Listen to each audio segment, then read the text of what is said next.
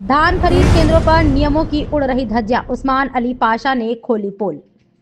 कस्तूरी धान खरीद में बड़ा खेल, किसान यूनियन ने सौंपी मुख्यमंत्री के नाम ज्ञापन। धान खरीद में कमीशन खोरी का आरोप, प्रति कुंटल 150 रुपए लेने की चर्चा। रामपुर जनपद में धान खरीदने को लेकर बड़ा खुलासा सामने आया है। किसान यूनियन के पदाधिकारियों ने तहसील सदर में प्रदर्शन कर मुख्यमंत्री के नाम ज्ञापन सौंपा। वीडियो में आगे बढ़ने से पहले अगर आपने अभी तक हमारे चैनल को सब्सक्राइब नहीं किया है तो अभी कर लें। बेल आइकन को दबाना बिल्कुल ना भूलें, जिससे कि आपको लेटेस्ट वीडियो के नोटिफिकेशन समय से मिलते रहें। तो चलिए बढ़ते हैं खबर की ओर। राष्ट्रीय महासचिव उस्मान अली पाशा ने आरोप लगाया है कि जिले में कहीं भी कस्तूरी धान की खेती नहीं होती है, फिर भी खरीद केंद्रों पर खुलेआम कस्तूरी धान की खरीद हो रही है। उन्होंने कहा कि राइस मिलर किसानों से औने पौने दामों पर धान खरीदते हैं, फिर किसानों के दस्तावेज लेकर बिहार में कस्तूरी धान मंगवाकर उनके नाम पर तौलकर सरकारी भुगतान कराया जाता है। प्रति कुंटल कमीशन देने पर भी आरोप लगे हैं। किसान यूनियन ने पूरे मामले की निष्पक्ष जांच की मांग की है। इस खबर को लेकर आपकी क्या राय है, कमेंट करके जरूर बताएं। चैनल पसंद आया हो तो चैनल को लाइक, शेयर, सब्सक्राइब करना बिल्कुल ना भूलें। रेड हैंडेड न्यूज नेटवर्क के लिए रामपुर से मोहम्मद अमान खान की रिपोर्ट। नाम उस्मान अली पाशा, राष्ट्रीय महासचिव हूँ किसान यूनियन का। आज हमारा प्रस्तावित कार्यक्रम था जिसमें एक ज्ञापन माननीय मुख्यमंत्री जी को संबोधित एक ज्ञापन तहसील दिवस की अध्यक्षता कर रहे हमारे मुख्य विकास अधिकारी महोदय को सौंपा है।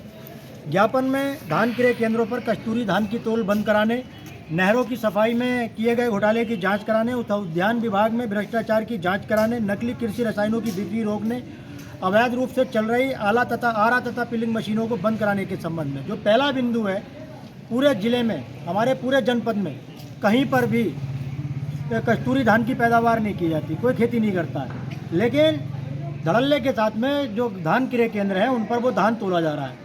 किया क्या जाता है कि हमारे किसानों का जो धान होता है, राइस मिलर पहले औने पौने दामों पर उसको खरीदते हैं। खरीदने के बाद में फिर बिहार से मंगाते हैं कस्तूरी धान, और कस्तूरी धान मंगाने के बाद में क्रय केंद्र प्रभारियों से मिली भगत करके उसको पैसा नहीं देते किसान को, और जब उसका पैसे देने का नंबर आता है तो कहते हैं हम तुम्हारा पैसा खाते में डलवा देंगे।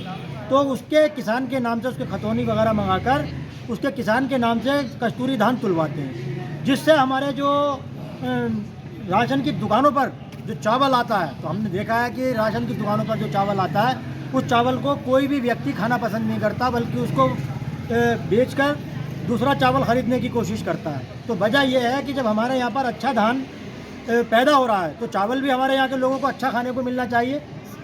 तो यहाँ पर जो है हमारे यहाँ पर PR 126 या अन्य तरह के जो मुर्रा धान पैदा होते हैं जो खाने में बहुत स्वादिष्ट होते हैं, तो उन धानों के स्थान पर उसको तो बेचते हैं, चावल बनाकर बाहर भेज देते हैं। और जो कस्तूरी धान इन्होंने मतलब कहते हैं क्रय केंद्रों पर ख़रीदा जाता है, तो उसको फिर राइस मिलर उसके चावल बनाकर और उसमें भी लगभग 50% टूटा हुआ चावल मिलाकर मतलब कहते हैं राशन उसमें भेज, जो इसकी लाट जाती है FCI को, वहाँ पे भेज देते हैं। तो ये इस तरह से हमारे यहाँ पर मतलब कहते हैं किसान मेहनत के खून पसीने की कमाई करके अच्छा धान पैदा करता है, तो उसको उसका मूल्य नहीं मिलता, और इससे बिहार के किसान को भी कोई फ़ायदा नहीं है, क्योंकि बिहार का किसान भी औने पौने दामों पर ही राइस मिलर को अपना धान बेचता है।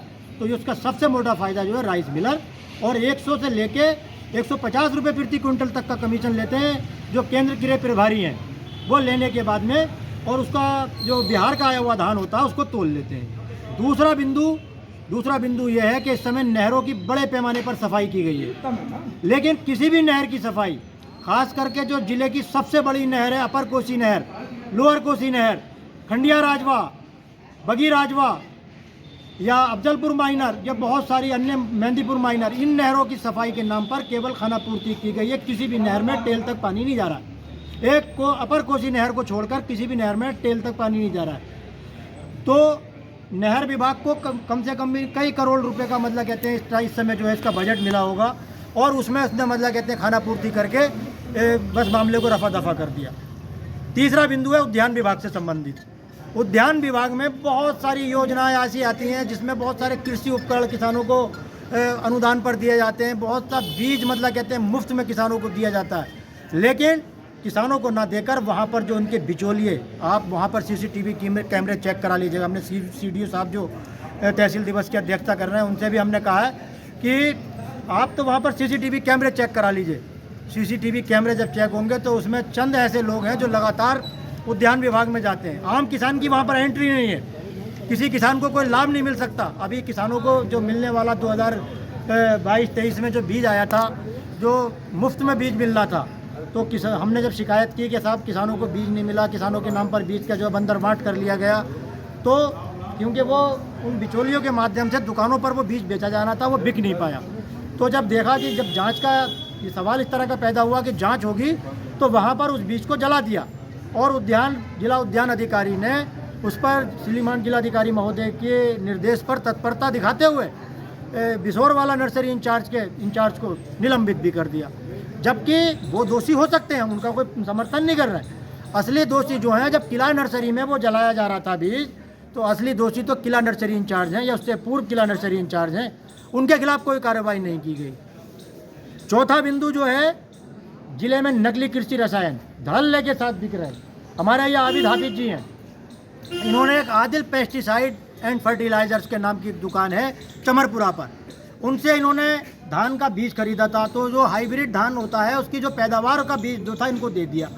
वो मतलब उसकी पौध बहुत बढ़िया करके वही होने के बाद में उसको इन्होंने रोपाई करा दी। जब रोपाई कराने के बाद में उसकी, क्योंकि हाइब्रिड का जो पुनः फसल जब की जाती है तो उसमें फसल में सामान्य फसल की अपेक्षा ना तो पैदावार अच्छी होती है ना बढ़वार होती है उसकी।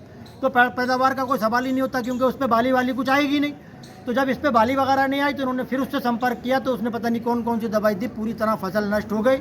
और इसकी जांच करने के लिए जिला कृषि अधिकारी जब मौके पर गए तो उन्होंने भी मामले को रफा दफा किया, जबकि उनका अधिकार बनता था कि उस विक्रेता का लाइसेंस निरस्त कर दें और उसके पास में जो दवाइयाँ, जो बीज वगैरह पाए गए तो वो सारे अमानत थे, क्योंकि उसके पास में अथॉरिटी नहीं थी उनको बेचने की। लेकिन जिला कृषि अधिकारी जो हैं वो उन्होंने कोई ध्यान नहीं दिया और इसको जो है मामले को रफा दफा कर दिया। तो हमने जो था इसके संबंध में माननीय प्रधानमंत्री जी को संबोधित ज्ञापन एक जिलाधिकारी महोदय को दिया था। उन्होंने जांच कमेटी गठित की है जिला कृषि अधिकारी की अध्यक्षता में। तो आज 4 बजे का उसमें समय दिया गया है। तो हम कहते हैं कि आप मुआवजा दिलाएं कि नहीं दिलाएं, लेकिन ऐसे विक्रेताओं का लाइसेंस निरस्त करें और निरंतर जांच करते हुए जो भी मतलब कहते हैं इस तरह के गलत काम कर रहे हैं उनके खिलाफ कार्रवाई करें।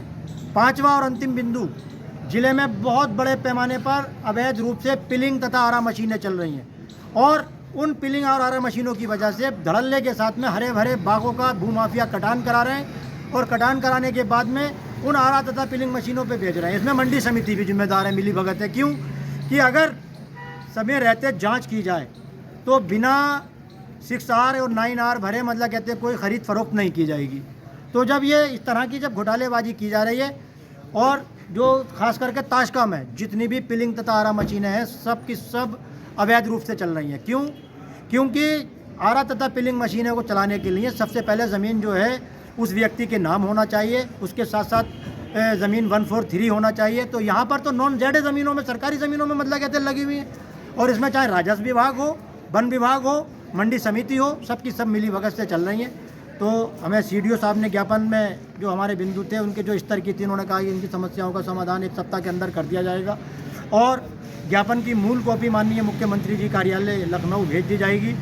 और जो समस्याओं का समाधान का आश्वासन उन्होंने दिया है, अगर समस्याओं का समाधान नहीं होता है तो एक बड़ा आंदोलन इस जिले में किया जाएगा। बहुत बहुत शुक्रिया। जय जवान जय किसान।